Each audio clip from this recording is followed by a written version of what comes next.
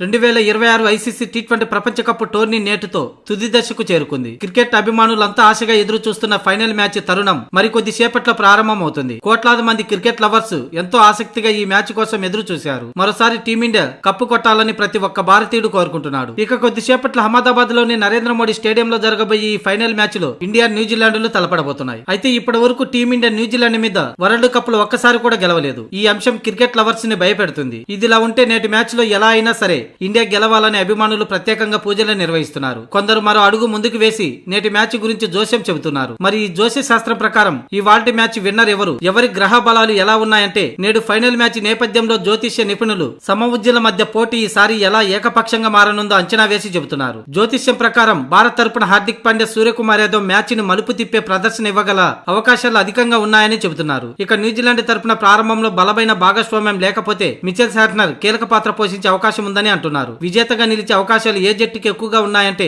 గ్రహాల కదలికలను బట్టి చూస్తే భారత జట్టుకు కొంతమేర అనుకూలంగా ఉన్నట్లు కనిపిస్తుంది. అయితే న్యూజిలాండ్ జట్టు శని ప్రభావం వల్ల క్రమశిక్షణతో ఆడి చివరి వరకు పోటీలో నిలబడే అవకాశం ఉంది. అయితే శని ప్రభావం వల్ల న్యూజిలాండ్ జట్టు చాలా ఇబ్బందికర పరిస్థితులను చవిచూడాల్సి ఉంటుందని జ్యోతిష్య శాస్త్ర నిపుణులు చెబుతున్నారు.